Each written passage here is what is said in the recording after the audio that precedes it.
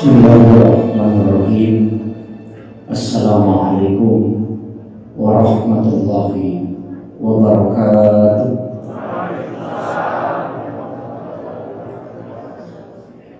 Moga sholli wa sallim daiman abada ala habibika khairil khalqi kullihim.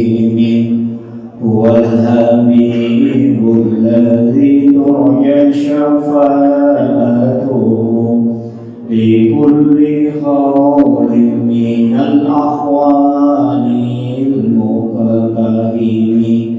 Ya Rabbi bil Mustafa balligh maqasidana waghfir lana ma madaya wasi'al karami. Ya Rabbi bil Mustafa balligh maqasidana waghfir lana ma madaya wasi'al karami. Ila hadratin Nabi Mustafa sallallahu alaihi wasallam Muhammad wa ila jami'il anbiya wal mursalin wasyuhada was-shalihin wal malaikati wa kullu man yu'minu bis-samai. Al-Fatihah. A'udzu billahi minasyaitonir rajim. Bismillahirrahmanirrahim. Alhamdulillahirabbil alamin arrahmanir rahim maliki yaumiddin. Iyyaka na'budu wa iyyaka nasta'in. Ihdinas siratal mustaqim. Shiratal ladzina an'amta 'alaihim ghairil maghdubi 'alaihim waladdallin. Allahumma nawwir qulubana wa quluba jami'i man khatara fi majlisina hadha bi nuril ma'rifah wa ilmil mukashafah wal basirah wal iman wal islam. Ya Fatahu ya Alim iftah qulubana wa qulubahum futuhal arifin. Rabbana iftah bainana wa baina qaumina bil haqqi wa anta khairul fatihin. Amin amin ya rabbal alamin. Hadratul muhtaramin wal muhtaramat ikhwan fillah, sidang jamaah salat maghrib, wabil khusus para imam dan pegawai syara dan seluruh tamu undangan yang insyaallah dirahmati dan dimuliakan oleh Allah Subhanahu wa taala. Alhamdulillah, pada malam hari ini kita memanfaatkan waktu antara maghrib dengan isya. Sebenarnya ada 4 waktu yang kita tidak boleh lalai dalam 24 jam. Jadi siapa yang tidak lalai pada 4 waktu ini, maka Allah akan mencukupkan kehidupannya, baik di dunia maupun di akhirat, dan dia mendapatkan keberkahan dari Allah Subhanahu wa taala. Waktu itu yang pertama adalah menjelang masuknya waktu maghrib. Yang kedua antara maghrib dengan isya. Yang ketiga adalah menjelang masuknya waktu subuh, yakni waktu sahar. Makanya kita sering sebut dengan makan sahur. Dalam Al-Quran Allah mengatakan wabil azhari hum yastaghfirun. Kemudian yang keempat adalah antara sesudah sholat subuh sampai masuknya waktu suruh. Jadi 4 waktu ini sebenarnya istimewa. Kalau kita mengambil patokan umum, itu sebenarnya adalah pagi dan petang. Itu patokan umum. Jadi kita diperintahkan dalam agama untuk melakukan amaliyah yang sebenarnya paling pokok adalah melakukan ibadah berupa apakah zikir, tafakur, atau dengan doa. Menjelang masuk waktu maghrib, sebenarnya ada ulama kita mengatakan tidak semua hari, hanya tertentu pada hari Jumat, hari Kamis sore menjelang masuknya waktu Jumat. Di situ pintu langit terbuka. Siapa yang berdoa, maka itu doanya pasti tembus ke aras. Jadi itu pada Kamis sore menjelang masuknya maghrib Jumat. Kemudian yang kedua, antara maghrib dengan isya itu kita manfaatkan untuk berzikir. Bahkan di situ ada satu sholat sunnah yang sangat luar biasa pahalanya, yakni sholat sunat awwabin. Siapa yang melaksanakan kata Nabi sholat sunat awwabin, maka pahalanya sama kalau dia sholat sunat 12 tahun lamanya, dan diampuni dosanya selama 80 tahun. Tapi itu adalah perhitungan akhirat, bukan dunia. Perbandingan dunia dengan akhirat, kalau perhitungan waktu, satu hari di akhirat itu 1000 tahun di dunia. Jadi makanya kalau diampuni dosa 50 tahun itu perbandingan akhirat, bukan dunia. Sholat ini disebut dengan sholat sunat awwabin, jumlah rakaatnya 6 rakaat. Sering ada orang mengatakan sholat sunat taubat, sebenarnya sama karena fungsinya sehingga dua namanya. Sholat sunat awwabin karena nilai pahalanya sama dengan 12 tahun sholat sunat. Dikatakan sholat sunat taubat karena 80 tahun dosa diampuni ketika melaksanakan satu kali. Waktu untuk melaksanakan sholat ini pas selesai sholat maghrib kita zikir, kemudian doa, bisa melaksanakan sholat sunnah 2 rakaat dulu, ba'diyah maghrib, kemudian berdiri mengambil 6 rakaat. Ada juga ulama mengatakan cukup digabungkan karena dalam hadis itu mengatakan sholat 6 rakaat. Jadi kalau sudah sholat 6 rakaat itu sudah masuk. Jadi kalau tidak ada kegiatan itu yang paling afdal. Kalau kita punya wirid silakan pakai, karena wirid yang sering kita pakai itu biasa kalau perintah di dalam beberapa kitab ulama kita, seperti dalam kitab Bahjatul Nufus karangan Imam Al-Jaisi, itu meminta untuk kita baca terutama surah Al-Fatihah 1 kali, surah Al-Ikhlas 3 kali, Al-Falaq, An-Nas masing-masing 1 kali, ayat kursi 1 kali, kemudian Bismillahirrahmanirrahim la yadurru ma'asmihi syai'un fil ardi wala fis samai wa huwas samiul alim 3 kali. Maka kita dijanji oleh Allah tidak akan kena musibah hingga masuk waktu subuh. Kalau bukan itu yang kita pakai ayat Al-Husni. Al-Husni itu adalah 2 ayat terakhir Quran surat Taubah, surat ke-9 ayat 128 129. Laqad ja'akum rasulun min anfusikum azizun 'alaihi ma'anittum harisun 'alaikum bil mu'minina raufur rahim. Fa in tawallaw faqul hasbiyallahu la ilaha illa huwa 'alaihi tawakkaltu wa huwa rabbul 'arsyil 'azim. Ini dibaca 7 kali.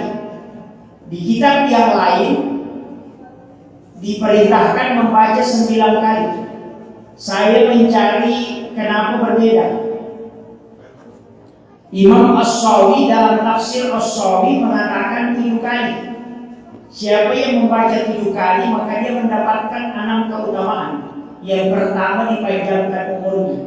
Orang yang punya wirid laqad ja'akum, kalau dia masih sempat baca di waktu maghrib, maka itu dijamin tidak akan meninggal hingga masuk waktu subuh. Kalau dia amalkan di 10 hari, maka dijamin dia akan sampai waktu maghrib. Makanya Kota ada di Sulawesi Selatan itu yang di Sope, dia seorang hafiz Quran 30 juz. Tapi ketika menjelang kematiannya, wirid laqad ja'akum ini dia tidak hafal. Padahal setiap hari dia baca. Nah, dia minta tolong kepada anaknya supaya diberikan Al-Quran.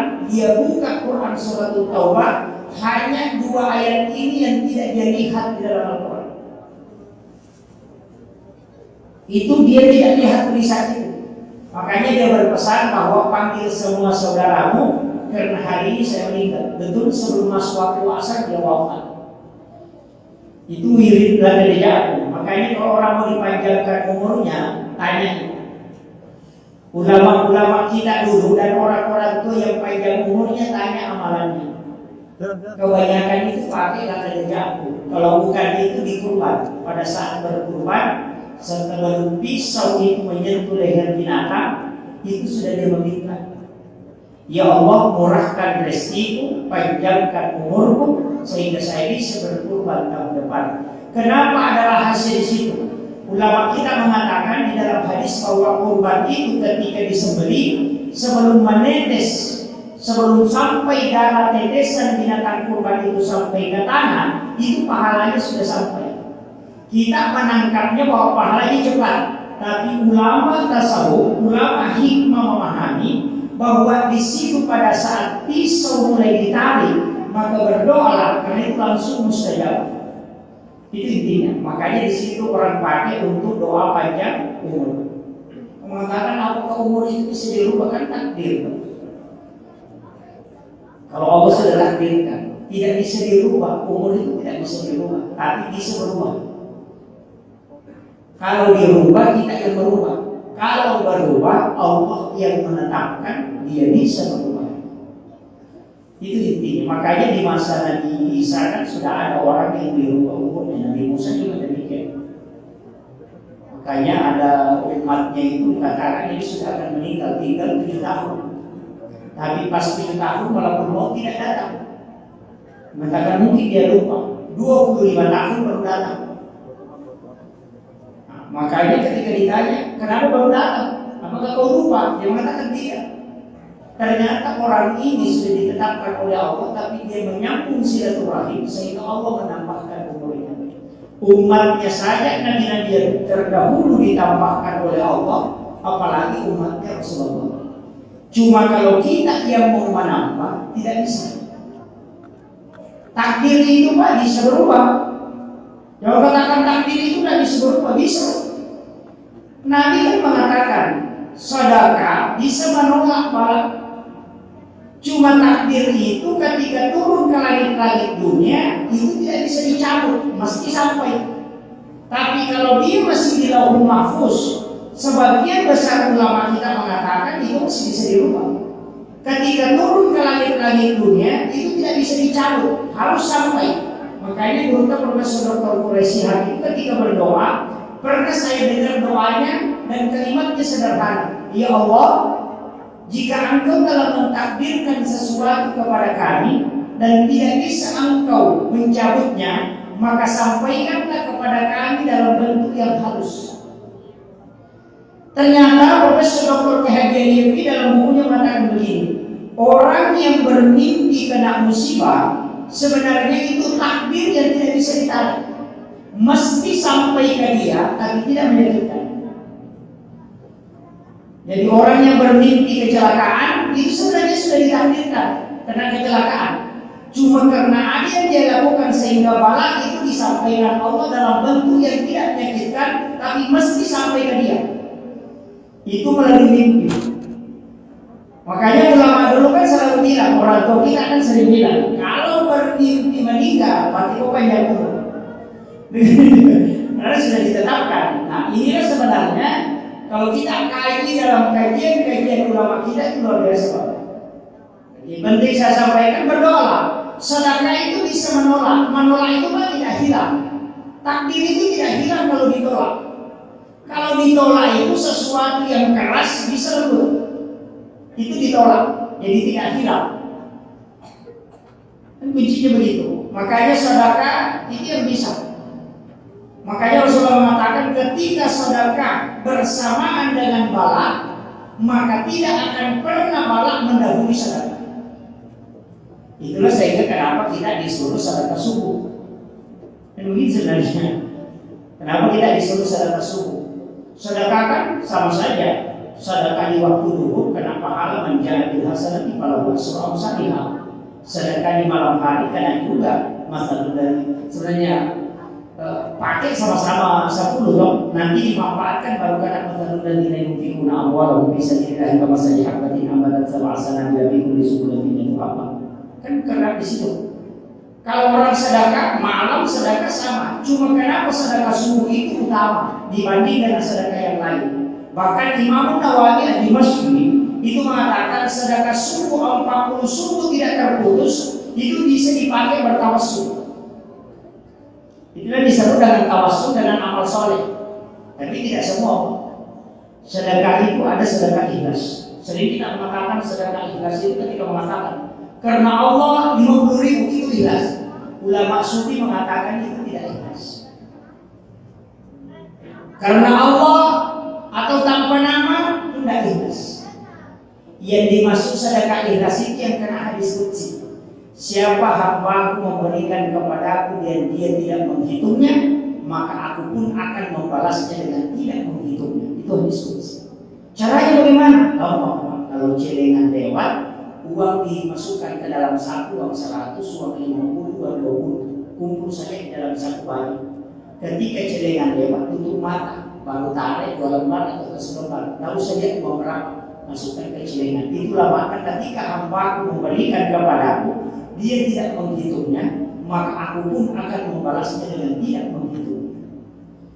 Kalau kita 50.000 kan dihitung, oh ini paling kalau dikali 10.000 kan 500.000. Kan begitu? Itu dihitung. Jadi memang ada metode itu dalam bersedekah yang mudah. Saya itu Pak diberitahu guru Tasir Muhammad Nur dari Biren. Nah, ketika punya kendaraan selalu siapkan bensin. Jadi di mobil saya itu ada botol aqua yang 1,5 liter. Dan itu selalu saya isi bensin, simpan di jok mobil. Sering keluar. Jadi dia pesannya begini, ketika kau sebentar dalam perjalanan ada orang yang dorong motor karena kehabisan bensin, kasih. Mungkin kau tidak kenal, kau uang kasih uang 100.000, dia tetap masih mendorong motornya karena yang dia butuhkan adalah bensin. Kadang-kadang tengah malam hujan bersama keluarganya dia dorong motor karena kehabisan. Dan itulah pahala yang tidak pernah kau sangka-sangka. Yang seperti itu bisa dipakai bertawassul. Sedekah yang bisa dipakai bertawassul itu tidak sembarang. Jadi ada tingkatannya. Hanya dalam agama itu kan beda-beda. Ada ulama kita mengambil taraf yang paling tinggi. Ada juga cara bersedekah yang paling bagus, tapi mungkin berat. Sampai ustaz juga tidak berani. Kalau ada peminta sumbangan, kasih saja kunci tempat uang, baru kasih. Kau pergi ambil di sana berapa yang kau butuhkan. Itu yang paling susah.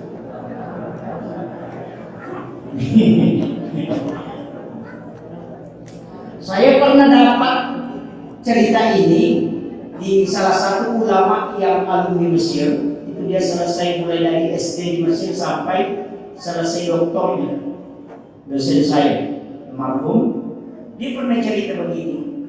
Di Mesir itu ada orang kaya yang memang kalau pas Al-Azhar mahasiswa di Al-Azhar mau diberikan pakaian, itu beasiswa pakaian, itu dia hanya serahkan kunci besi ke bendahara Al-Azhar.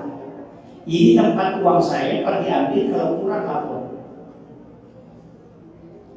Tapi apa yang diberikan oleh Allah ternyata ada keajaiban. Ketika selesai diambil dan sudah terpenuhi semua, dikasih kuncinya, 1 minggu kemudian dia buka, itu uang tidak kurang, tetap full. Tapi kalau akal sehat kan tidak bisa. Tidak bisa. Kalau kok bisa diambil tidak berubah. Nah, itu ada kelasnya. Bukan kelas yang pelit. Kalau yang tarik uang 100 dia dorong masuk lagi, tarik lagi maupun dia dorong lagi. Dia bilang ini salah ambil. Nah, ini jadi masalah. Malaikat itu sudah mencatat, didorong lagi mana kami ini. Mereka jadi, tapi tidak ada di otak ini, tidak ada salah. Cuma di kampung saya dia banyak. Banyak juga. Baru kalau berdoa mau dikasih rezeki besar-besar. Sampai malaikat juga itu bingung. Makanya dalam agama ini harus kita juga pakai kalkulasi akal dalam beragama. Makanya Umar itu adalah salah satu sahabat yang lebih mendahulukan akal dalam beragama. Tidak masalah akal, tapi jangan mengakali agama. Tapi pakai akal itu kan begini, berdoa itu kan begini. Kalau kita berdoa, sebenarnya kenapa kita disuruh berpuasa 2 hari, puasa sunnah dong? Senin itu puasa sunnah kelahiran Nabi Rasulullah. Hari Kamis di situ doa di store, pahala di store. Kayaknya kan nanti ditanya, kenapa kau berpuasa hari Senin? Dia mengatakan saya lahir hari Senin. Di sinilah muncul nanti pendapat bahwa jangan puasa hari Senin, puasa pada hari kelahiran. Kan Nabi ditanya, kenapa kau berpuasa hari Senin? Nah, katakan karena saya lahir hari Senin. Kalau kau lahir hari Rabu, maka puasa hari Rabu karena sunnahnya di sana puasa hari kelahiran, bukan puasa hari Senin. Nah, sehingga ketika kita kaji kitab-kitab itu penjelasan tentang ini, ulama ambil dua-duanya. Siapa yang berpuasa hari Senin, maka dia puasa sunnah hari kelahiran Nabi. Siapa yang berpuasa pada hari kelahirannya, maka dia mengikuti Nabi puasa sunnah pada hari kelahiran. Itu satu hadis, dua hukum. Ini. Kenapa kita berpuasa pada hari kelahiran? Kiai Habib Pasuruan, saya dari Jakarta ketemu dengan cucunya langsung. Kiai Habib Pasuruan itu berpesan, siapa yang berpuasa pada hari kelahirannya, maka tidak ada penyakit yang akan merusak tubuh. Makanya sahabat itu jarang sakit. Itu hikmahnya. Cuma kita biasa susahnya tidak tahu tanggal hari apa kita lahir. Saya itu Pak, ketika belajar tasawuf di Aceh, saya baru datang langsung guru takdiran, kau lahir hari Rabu. Saya berdebat, tidak Pak Kiai, itu salah. Saya lahir hari Senin. Karena di kalender saya kelahiran saya itu 12 Desember 1983. Itu pas hari Senin. Apa dia bilang? Itu salah. Kau lahir hari Rabu. Karena beliau itu dia bisa tahu. 4 itu dia bisa pastikan. Yang pertama baru melihat orang langsung dia bilang, kau nanti 3 kali menikah, kau 2 kali menikah, langsung dia tahu. Yang kedua dia bisa tahu bahwa ini orang lahir hari Senin. Dia bisa tahu. Itu keramahannya beliau. Tapi tidak susah mengikuti. Saya tinggal sama beliau lebih 1 tahun susah mengikuti. Karena beliau itu jam 11 malam sudah bangun sholat sampai subuh. Setiap malam, biasanya jam 10 bangun sholat itu sampai subuh. Kemudian sandalnya dari rumah itu dia cuma simpan di depan pagar masuk ke masjid. Kalau di dalam masjid ada sandal jepit warna kuning itu yang dia pakai untuk masuk ke pekarangan masjid. Saya pernah tanya kenapa itu, karena sama-sama sandal jepit. Dia bilang yang timbunan di dalam masjid ini sedekahnya orang. Kalau dia melekat di alas sandal, saya tidak bisa bertanggungjawabkan di hadapan Allah. Jadi dia tidak berani pakai sandal masuk ke dalam. Itu beliau. Tapi kalau kita biasanya Pak, jadi di masjid yang dibongkar dibawa ke rumah. Ya, kalau itu pantangan beliau tidak ada sekali.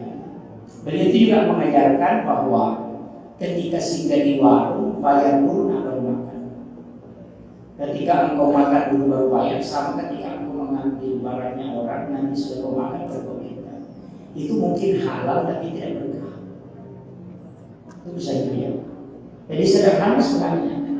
Dia sampaikan banyak. Karena ini saya hanya belajar adab. Kalau belajar tasawuf itu harus 40 tahun katanya tinggal. Saya tidak mampu. Yang mengatakan kau cukup belajar adab. Dia sampaikan orang yang sudah berbohong itu tidak boleh tubuhnya dia pakai sholat. Karena itu sudah boleh. Tasawuf begitu. Kalau fikih ya sembarang, kalau 10 kali tidak mesti bisa dipakai. Makanya tasawuf itu lari ke adab, kajiannya ihsan namanya. Kalau tauhid itu larinya ke iman. Ulamanya disebut murabbi. Kalau tasawuf ulamanya disebut mursyid. Kalau turun ke bawah kajian Islam itu bicara hukum. Ulamanya disebut fuqaha. Mazhabnya Syafi'i, Maliki, Hanafi, Ahmad bin Hanbali. Kalau ulama tauhid di situ lah Mu'tazilah, Jabariyah, Qadariyah, Sunni dengan Syiah. Kalau naik ke atas itu mursyid, namanya tarekat. Mazhabnya itu juga banyak, ada Khalwati, Yusufi, ada sama. Kalau mau dibimbing tauhidnya, maka masuk ke ulama yang murabbi, ahli tauhid, akidah. Kalau kalbunya mau dibimbing, masuk ke mursyid. Sama dengan dokter, ada dokter tulang, ada dokter kulit, ada dokter ahli jantung, ada penyakit dalam. Kalau kau kena penyakit jantung, jangan ke dokter kulit. Kalau sholatnya mau khusyuk, jangan tanya ulama fikih, tanya ulama qalbu. Kalau mau tahu sah atau tidak sholatnya, tanya ulama fikih, jangan tanya ulama tasawuf. Kan begitu. Ini harus dibedakan. Kadang-kadang teman-teman, tasawuf itu haram. Iya, karena dia tidak paham. Itu juga biasa dicampur, Pak. Kajian tasawuf dikasih turun ke fikih, kajian fikih dikasih naik ke tasawuf, ranjang sampai ustaz juga bingung. Banyak itu kan ustaz kok begini, karena dia campur. Tasawuf itu kalau makruh dia sudah haram. Kan begini, kalau ada baju kau malu pakai katamu dengan wali kota, mestinya kau malu, lebih malu pakai katamu dengan Allah. Kan begitu. Istilahnya kau wajib ke masjid dipakai logo tinggi, mestinya masjid dipakai masuk badan. Mana penghambaran kepada Allah ketika kau malu, ketika dilihat oleh orang dengan pakaian itu, tapi kau tidak malu pakai di hadapan Allah. Itu jadi masalah. Jadi itu, makanya dalam agama itu banyak kaidah. Silakan pelajari. Ulama juga terbagi, Pak. Ada ulama tasawuf, ada ulama fikih, ada ulama tafsir, ada ulama hikmah. Di situ kan ada ulama hadis. Di situ banyak. Kalau ulama fikih itu hukum-hukum. Kalau dia sakit berobat. Kalau ulama tasawuf kalau sakit jangan berobat. Karena Rasulullah mengatakan sehari semalam umatku kena penyakit 1 tahun dosanya dihapuskan oleh Allah. Kalau kau berobat itu kau tidak syukur. Makanya Imam Ghazali itu benar ketika dia menangis ketika tidak sakit sekali dalam sebulan. Karena dia takut kalau Allah melupakan dia, bahwa bulan ini saya dosaku tidak dihapuskan. Ketika dia sakit, dia sudah syukur bahwa Allah masih mengingat aku. Kalau kita sakit setiap bulan, Pak, pasti tangannya dicurigai. Mungkin ada yang dikirimin. Ada jadi masalah. Biasanya. Makanya dalam agama itu begitu. Kalau tasawuf begitu, tapi kalau saya tidak usah ambil murni tasawuf, tidak usah. Bikin juga tidak usah. Ambil tengah-tengah. Makanya kalau sakit, dikte. Ya Allah, kalau ini penyakit musibah, ampuni segala dosaku dan sembuhkan penyakitku. Tapi kalau ini ujian, berikan kekuatan aku menghadapi dan angkatlah derajatku. Tapi ketika ini penghapus dosa, jangan kau sembuhkan kecuali dosaku telah engkau bersihkan. Itu jalan tengah. Jadi ambil tengah-tengah, jangan lagi sembuh sakit lagi, tidak usah. Tapi kadang orang sakit itu baru ingat Allah. Ketika waktunya kuat berdiri tidak bilang Allahu Akbar. Tapi ketika sakit lututnya berdiri Allahu Akbar. Itu kadang-kadang begitu. Karena itu doanya Rasulullah. Ya Allah, janganlah engkau membiarkan umatku jauh darimu. Makanya ketika Allah turunkan nikmat kita tidak sadar, maka tunggu musibah. Pasti. Karena dia panggil kita dengan kenikmatan, kita tidak datang, maka tunggu ada musibah datang. Karena nanti kau datang ke sini itu. Makanya perempuan ketika Adam dengan suaminya, dia selalu nonton sinetron. Jadi dia nggak tahu, dia di Facebook sampai ke TikTok, dia langsung itu goyang-goyang. Ketika Adam, tapi nanti ketika suaminya selingkuh, baru sholat lagi, subhanallah. Untung selingkuh, seandainya tidak, maka dia tidak sholat lagi. Kan begitu. Makanya ulama kita mengatakan lihat hasilnya, jangan lihat menyakitkannya. Maka itulah makna cari hikmah di balik musibah. Jadi ayat yang kita pakai kan la in syakartum la azidannakum wa la in kafartum inna azabi lasyadid. Sering kita baca dulu. Dai sering membaca kalau Ramadan itu sering dia ucapkan itu. Padahal ujung-ujungnya dia suruh kita bersedekah. La in syakartum, jika engkau bersyukur maka aku akan tambahkan.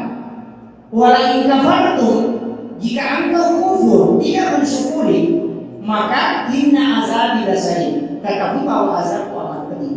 Ini sederhananya begini. Kalau saya turunkan kenikmatan kepadamu tapi kau tidak sujud, maka tunggu penyakit karena nanti kau sakit baru kau sujud.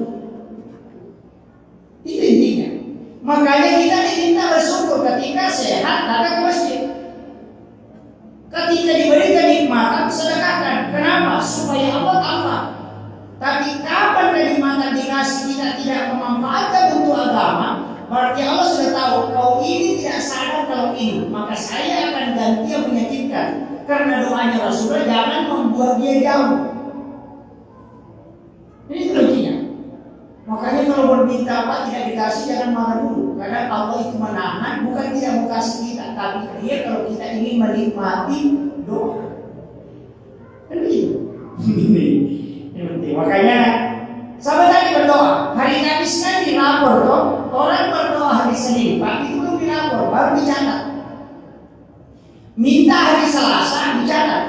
Hari Rabu dicatat lagi. Hari Kamis dicatat, baru di store.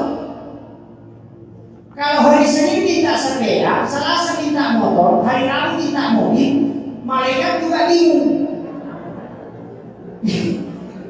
Coba pikir. Malaikat pasti bilang, ini orang maunya apa? Hari Senin kemarin minta sepeda, ini hari minta motor, besok minta mobil. Allah tanya, padahal dia tahu apa yang diminta hamba. Malaikat bilang, banyak sekali, tidak usah dikasih dulu. Kan begitu. Sama dengan kita, analoginya sederhana begini. Ketika ada anak kita minta, Ma belikan saya sepeda, besok minta es krim, besoknya minta mobil-mobil, besoknya lagi minta sepatu, kita pasti berikan es krim. Ini yang paling rendah. Tapi kalau ada anak kita hari ini minta sepeda, pulang kantor minta sepeda, kita mau tidur dia ingatkan mak sepeda, kita mau berangkat ke kantor mak belikan ke sepeda, 1 minggu saja anak kita selalu mak belikan ke sepeda, pasti kita belikan.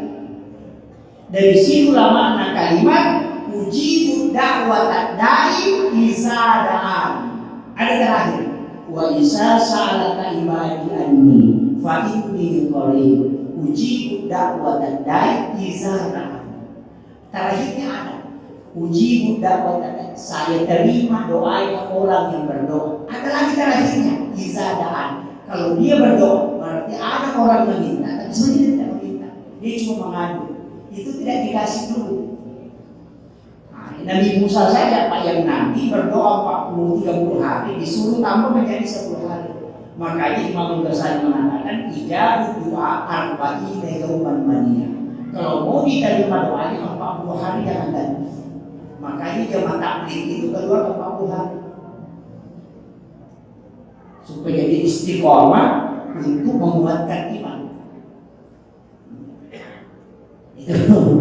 Makanya kita itu tidak usah ini. Kalau ada yang berdakwah silakan pakai semua modelnya. Ada penceramah yang suka putar-putar tidak masalah, karena itu ada jemaahnya.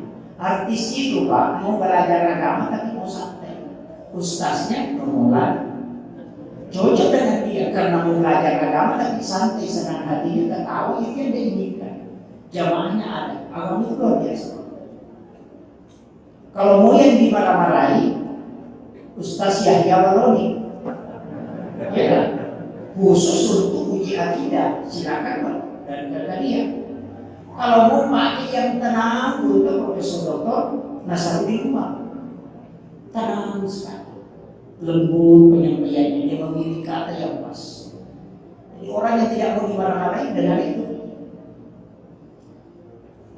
Kalau mau dengar yang campur-campur banyak juga, mulai yang putar-putar sampai yang kembali banyak. Tapi kalau saya yang penting intinya ada kebaikan yang bisa kita ambil.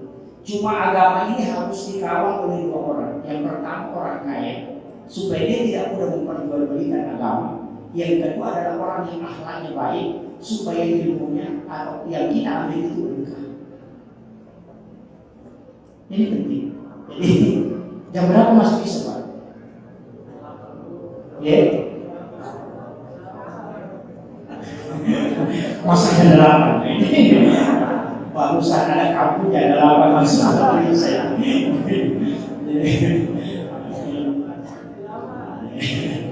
Jadi kemudian saya lanjut begini. Dalam agama itu tadi lakedeja agung ini penting kita amalkan karena ini asimatnya ulama. Dalam ilmu hikmah itu yang menjaga lakedeja agung itu ada 7 singa putih.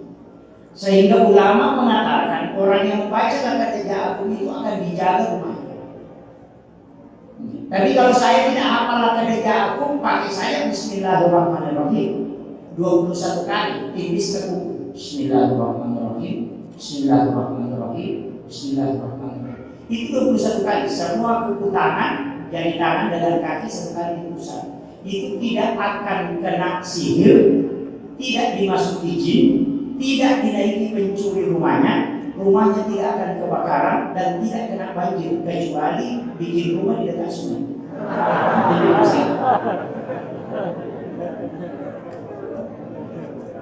Itu basmalah 21 kali, itu ada di Fathul Muin. Kalau 40 kali dibacakan kepada orang yang pingsan, itu bisa sakit. Itu basmalah. Kalau 876 kali diawali suratul Fatihah ditutup dengan surah Al-Kautsar, maka itu bisa membuat kalau ada sesuatu yang kita mau jual tidak mau laku, bacakan. Itu hikmah. Laku. Mau jual mobil tidak mau laku, bacakan 41 hari salah. Berkahnya jual rumah begitu. Janda tidak laku pakai juga. Mau jangan marah dia. Iya. Kenapa? Ada orang mengatakan sebenarnya basmalah ini itu luar biasa, Pak. Orang yang amalkan ini. Ulama kita, Burta, Kiai Abdul Yusuf Presiden, saya diberitahu itu Pak. Sebelum Jafar Bangko, dia mengatakan begini, saya pernah bawa Burta pergi ceramah, itu di bodi, di Sidrap dia start, mulai dari naik mobil itu dia baca basmalah. Tidak pernah berhenti baca basmalah hingga sampai ke bodi. Itu jaraknya kurang lebih hampir 100 kilo. Pulang dari bodi baca basmalah lagi. Nanti sampai di pondoknya dia tanya, Pak Kiai, tadi saya dengarkan banyak basmalah terus di belakang saya. Saya mau tanya, itu basmalah berapa kali dibaca? Apa yang dia berutut? Jangan hitung kalau sini. Kalau wirid silakan hitung. Orang gigi itu selalu hitung sih. Dan saya pernah diajar begini, zikirlah yang banyak. Kan zikran kaziran. Ya ayyuhalladzina amanu zkurullaha zikran katsiran. Berzikirlah dengan zikir yang banyak. Mana yang banyak? 3.000 itu tidak banyak karena ada 4.000. Kau baca 20.000 itu tidak banyak karena ada 30.000. Kalau kau baca 100.000 masih ada yang bisa ambil 300.000. Tapi mana zikir yang banyak? Ketika engkau tidak menghitung dan tidak tahu berapa jumlahnya, itulah yang banyak. Sama dengan sholat, kadang-kadang sholat sunat itu, sholat sunat mutlak tidak dihitung. Berapa jumlah rakaat tidak usah dihitung, biarkan Allah yang menghitung. Kalau mutlak, kecuali sholat sunat khusus yang harus dihitung. 2 rakaat sebelum subuh dihitung, jangan sampai melakukan sampai tidak berhenti. Itu jadi masalah. Kecuali sholat sunat mutlak, tidak usah dihitung. Itu sholat sunat mendekatkan diri kepada Allah. Silakan lakukan saja, perbanyak sujud. Kalau sholat sunat subuh ya 2 rakaat saja. Cuma nanti kan terbagi rakaat di fajr khairum minad dunya wa ma fiha. Ada lagi hadis rakaat qabla al-fajr. Di sini berbeda. Dia mengatakan sholat sunat fajar dengan sholat sunat subuh itu beda. Karena satu hadis mengatakan rakaat qabla al-fajr, satu mengatakan rakaat al-fajr. Mana yang benar Pak Ustaz? Ya kalau berpendapat begitu, ini salah satunya. Ketika ada yang salah tetap dapat satu pahala. Al-mufti'u bi al-ijtihadi lahu ajrun. Kalau dia salah dia dapat 1 pahala, kalau dia benar dapat 2. Yang berdebat tidak ada apa-apa. Itu kuncinya. Kalau sholat sunnah subuh, yang paling bagus itu rakaat pertama alam nasrah, rakaat kedua alam tarakaifah, supaya tidak kena penyakit tulang, tidak sakit lututnya dalam kulitnya. Ya kalau kita tahu akan dapat hilang ke ini yang kenapa? Bacaan surahnya itu alam nasrah rakaat pertama, alam tarakaifah rakaat kedua itu obat tulang. Jika sunnah Jawa Surut kan itu ada Syed Abdul Hamid Al-Qudsi. Kalau alam nasrah rakaat pertama, li'ilati Quraisy pada rakaat kedua, tidak ada musuhnya yang bisa mencelakai. Orang yang terjun ke politik suruh amalkan ini, karena tipu daya musuh tidak akan sampai. Itu di kitabnya Imam Ghazali. Itu hadis. Kalau kuliah ibal kafirun rakaat pertama 1 kali, Allahu ahad 3 kali di rakaat kedua pada sholat sunat subuh, itu sama kalau bersedekah emas seperti bumi besarnya. Itulah makna kalimat rakaat al fajri khairum minad dunya wa ma fiha. Mau pilih mana? Pak berapa dilengkap alam nasrah antara kayak selamat dari tipu daya musuh alam nasrah dan hilang Quraisy. Kalau mau dapat pahala besar seperti bersedekah emas seperti bumi, kuliah jual kafir dan sholat ikhlas 3 kali. Kalau mau dapat semuanya, rakaat pertama alam nasrah baru kuliah jual kafir. Rakaat kedua alam tarakaimah baru dihilangi Quraisy baru ikhlas 3 kali. Itulah yang disebut dengan wirid sholat sunat subuh. Ya begini. Nampaknya di situ. Kalau ada juga kenapa panjang sekali ya salah. Kan panjang dalam sholat itu kan dapat pahala banyak. Apalagi sholat sunnah sesudah duhur. Itu kan hadis sahih. Siapa yang sholat sunnah 4 rakaat sesudah duhur, rukunya lama, bacaannya panjang, rukunya lama, sujudnya lama, itu 70.000 malaikat menjadi makmum di belakangnya. Tapi bacaannya panjang, rukunya lama, sujudnya lama. Ulama mengatakan ruku lama itu dibaca 41 kali subhana rabbiyal azim atau 21 kali. Sujud subhana rabbiyal a'la baca 21 kali, itu baru lama. Di situ ada malaikat yang menjadi makmum di belakang. Itu yang akan mendoakan kita. Ini sholat sunat duhur saja, 2 rakaat 1 salam. Berapa ustaz tidak banyak supaya sahabat, cuma inatena ya baca 100 kali pasti paling dapat. Tidak usah pusing. Nabi kan pernah mengulang-ulang 1 ayat di dalam Al-Quran, dia baca dalam sholat. Nah masalah dalam agama itu mudah. Padahal bahkan kalau kita mau telusuri dalam ilmu fikih dan ulama fikih kan sepakat, Syafi'i, Maliki, Hanafi, Ahmad bin Hanbali, bahwa yang wajib dalam sholat bacaan itu cuma 5. Allahu Akbar, takbiratul ihram, Fatihah, syahadat, sholawat, dan salam. Cuma diwajib dong. Coba. Niat itu kan selesai sholat. Makanya kalau tidak tahu sholat di tidak tahu, bilang saja saya sengaja sholat mengikuti sholat dikerjakan Pak Imam. Allahu Akbar. Selesai. Kenapa selesai? Kemudian Allahu Akbar takbiratul ihram itu wajib. Doa itu kan sunnah. Allahu Akbar kabira Allahumma barik. Itu kan sunnah. Tidak membaca itu kan cuma rugi. Ada juga orang keliru Pak. Kalau wajib dikerjakan dapat pahala, tidak dikerjakan berdosa. Contoh. Kalau sunnah dikerjakan dapat pahala, tidak dikerjakan tidak apa-apa. Itu jadi masalah. Makanya anak kita tidak sholat sunnah. Kenapa tidak sholat? Tidak apa-apa. Nah, mestinya kalau sunnah dikerjakan dapat pahala, ditinggalkan rugi. Kalau guru SMP biasa, sunnah dikerjakan dapat pahala, tidak dikerjakan tidak apa-apa. Anaknya tidak ada sholat sunnah, orang mana gurunya? Tidak apa-apa. Ini juga jadi masalah kan. Makanya, tapi di sini ada sahabat-sahabat kita dari kalau pendakwah ini ada sahabat-sahabat dari ini sebenarnya yang komunikasi terus. Alhamdulillah saya bisa datang di sini. Sebenarnya saya dari pernah jadwalkan sampai di sini. Dari ini makanya di Marabadan. Tapi takdir yang Allah mentakdirkan kita bersilaturahmi. Saya menyampaikan sederhana, tidak usah berat Pak keberadaan kamu, dan terlalu tegang, sudah rata-rata. Survei juga sekali tidak masuk, yang penting sholat. Penting sholat. Karena kuncinya itu sholat saja. Kalau kita sudah pakai kunci kan sudah bisa masuk, walaupun terlambat. Iya. Cuma kapan saya ditanya, Pak Ustaz, bagaimana hukumnya kalau orang bangun masjid dan dia tidak sholat? Saya bilang pasti ada rumahnya di surga, ada hotel di surga. Sama Pak ini yang punya hotel. Iya. Ada hotel yang di surga karena Rasulullah mengatakan, "Man bana masjidan di dunia lillahi ta'ala, wa radhahu lahu baitan fil jannah." Siapa yang membangun masjid di dunia dengan lillahi ta'ala, maka akan dibangunkan istana di dalam surga. Kalau dia tidak sholat, ada rumahnya, cuma dia tidak masuk. Kan begitu saja kan? Kan cuma dikatakan dibangunkan bukan istana, Nabi tidak mengatakan masuk surga.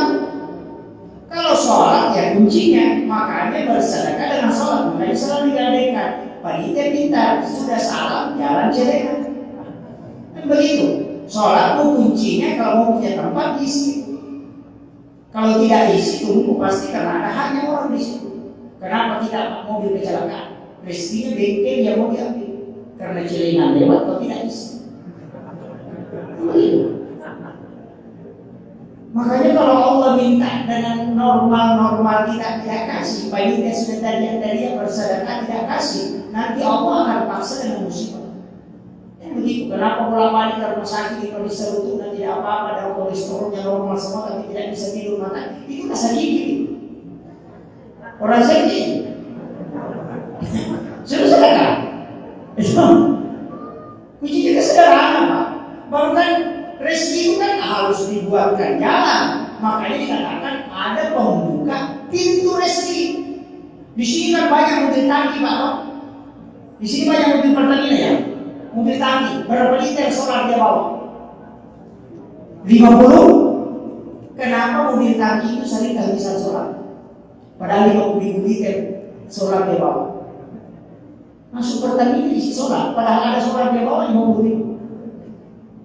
Karena tidak ada salam yang turun ke tangki mobilnya, walaupun dia bawa banyak. Rezeki lahul mahfuz itu buatkan jalan. Makanya cuma Allah minta kasih saya 1 nanti kasih 10. Kan begitu. Yang paling sederhana ini pernah mancing ikan. Kalau mancing ikan itu pakai cacing, itu cacing untuk ikan atau untuk yang memancing? Kalau untuk ikan, tidak usah pakai pancing, cacing saja dilempar turun. Coba ini. Jadi dia memamengi dan dari alat ini itu bukan untuk ikan, itu untuk kita. Apa yang kembali remeta Pak? Tidak usah kasih pancing, cukup cacingnya dilempar turun dong. Karena kalau mau kasih ikan, tapi kenapa pakai pancing? Karena caranya diambil harus dipancing. Sedangkan begitu memancing dong. Makanya Allah mengatakan kasih saya 1 nanti saya kasih 10. Kan begitu, makanya bukan jalan. Makanya kalau bodoh ya Allah masih dikasih tidak ada sedekahnya, mereka juga taruh kepala dari mana kok dikasih. Begitu. Pikir juga agama begitu sederhananya. Walaupun kita sebenarnya kalau dalam tasawuf tidak boleh hidup begitu. Tapi kan begitu. Kalau sudah masuk prinsip Imam Ali dengan Imam Tasawuf berdebatan itu parah lagi. Imam Tasawuf mengatakan rezeki itu harus dicari. Kalau kau tidak cari, kau tidak dapat. Imam Malik mengatakan tidak. Dulu paham, rezeki itu sudah diletakkan sebelum kau lahir. Ada malaikat yang disuruh bagi, tidak mungkin salah bagi. Tunggu saja, dia akan bawa. Dan sudah capek pergi cari. Perbaiki saja sholat, malaikat akan antarkan. Manusia mengatakan tidak, mesti dicari. Mana mengatakan tidak usah dicari. Kalau orang pergi ke pasar biasa cari rezeki itu keliru, salah jalan itu. Rezekinya kok sudah diatur oleh Allah. Ada malaikat yang disuruh bagi dan malaikat itu tidak pernah salah bagi Pak. Ini membalik. Sehingga dia mengambil analogi bahwa tidak, rezeki itu diatur oleh Allah. Langsung Mantasari mengatakan tidak, harus dicari. Burung yang tinggal di sarangnya kalau tidak keluar mati kelaparan. Mamali mengatakan tidak. Kalau begitu usahamu yang menyebabkan rezeki itu kok keliru. Ternyata berdebat sampai subuh. Selesai sholat subuh, Imam Malik tinggal berzikir. Di mana sapi jalan-jalan. Dia dapati orang panen anggur, dia situ bantu. Selesai panen anggur, dia dikasih hadiah anggur 1 keranjang. Lalu sudah bilang, ini benar. Saya bekerja, makanya dikasih rezeki anggur. Imam Malik tinggal di masjid, tidak ada apa-apa.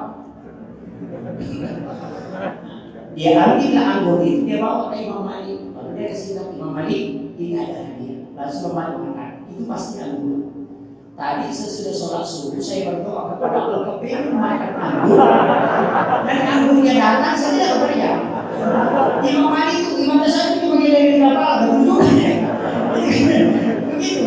Makanya kan dia sempat protes. Jadi apa gunanya kita bekerja kalau begitu? Imam Malik berjawabannya, seandainya bukan tetesan keringatmu yang menjadi penghapus dosa dan menjadi saksi kalau di hadapan Allah, tidak usah kau bekerja. Itu kuncinya. Ulama yang tawakal dengan yang mau bekerja kan masing-masing dikasih dari rezeki. Makanya kalau saya tidak bekerja tidak ada rezeki, benar juga. Karena memang ada jalur begitu, usaha baru didapat. Boleh mengatakan cukup memperbaiki ibadah atau akan datangkan, betul juga. Begitu. Karena ada buktinya. Fataqabbalaha rabbuha biqabulin hasanin wa ambataha nabatan hasanan wa kaffalaha Zakaria. Kullama dakhala 'alaiha Zakaria al-mihrab wajada indaha rizqan. Itu jelas dalam Al-Quran. Hanya kita bicara harus belajar. Nanti proyek di sini mati semua. Makanya ini sudah masuk Islam. Sudah lanjut lagi ya. Oh iya. Begini, makanya sebenarnya tapi ada kalimat Imam Malik yang orang tidak tangkap. Saya pun sendiri ketika membaca kisah ini hanya lewat ternyata begitu. Ternyata ada kalimat Imam Malik itu yang dipakai ulama. Maka Imam Malik berbicara begini.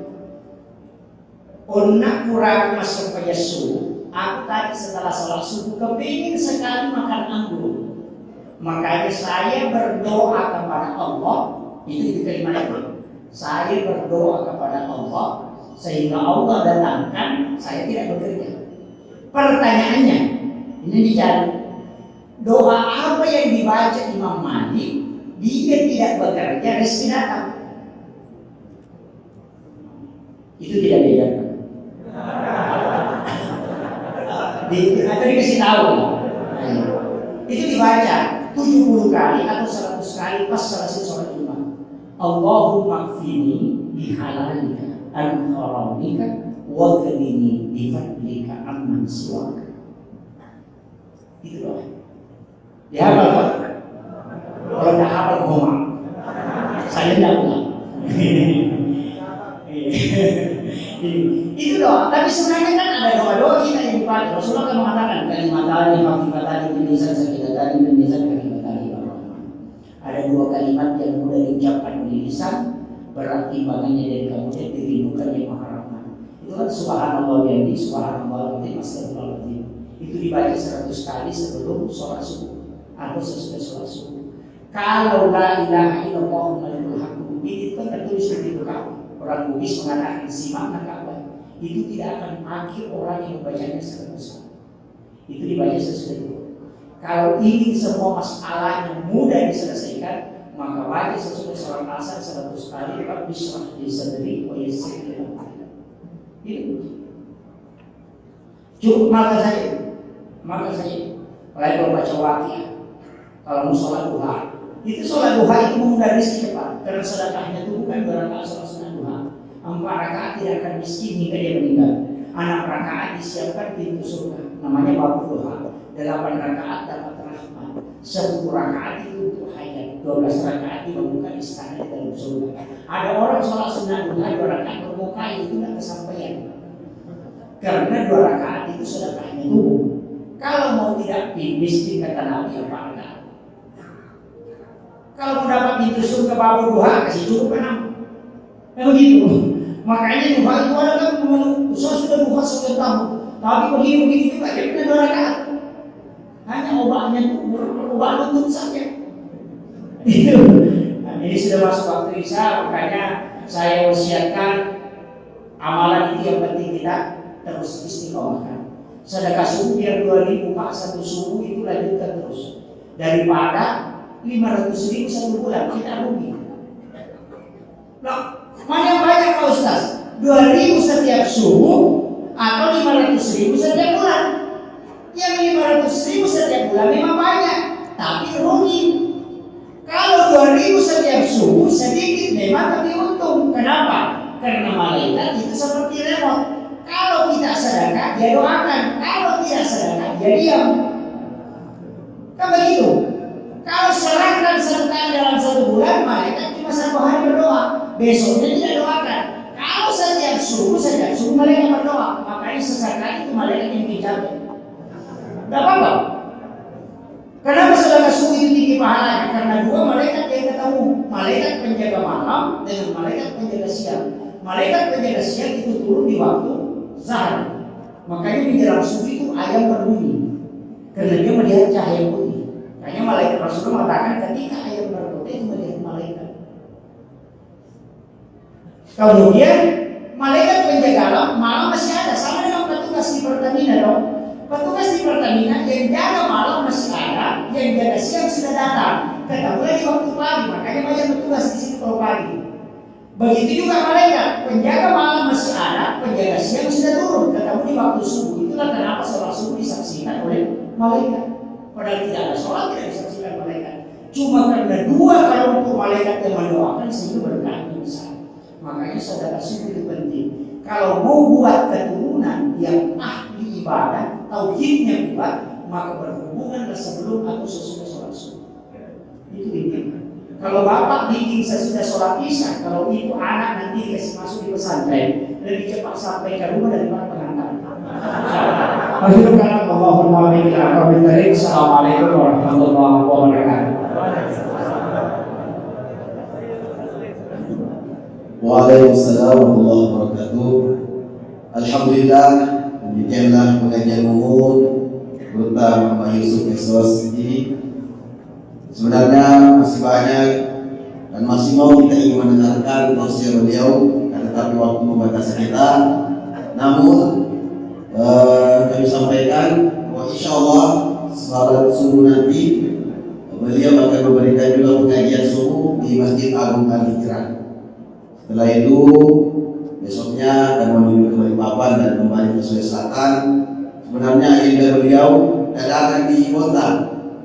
Sebenarnya beliau harus balik hari ini, akan tetapi ya seperti yang disampaikan tadi, takdirnya kita bertemu dengan beliau, takdirkan oleh Allah Subhanahu Wa Taala, sehingga mungkin baru pertama kali bertayah di Kota Bontang. Ya, Kota Bontang ini kota taman, tertib, agamis, aman dan nyaman.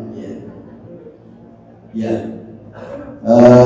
Baik Bapak Ibu sekalian yang dirahmati Allah Subhanahu Wa Taala, karena waktu Isya telah masuki, demikianlah pengajian kita. Semoga ilmu atau tausiah atau pengajian disampaikan oleh Burta bisa kita ambil dan kita amalkan, walau hanya satu paling minimal. Karena banyak hikmah yang disampaikan tadi, tetapi mungkin bagi kita akan kembali tidak ada yang bisa kita amalkan. Terima kasih dan mohon maaf atas segala kekurangan. Allahumma muwaffiq ila aqwamit thariq, wallahu musta'an wa wabillahi taufiq wa tawfiq wa irsyad. Assalamualaikum warahmatullahi wabarakatuh.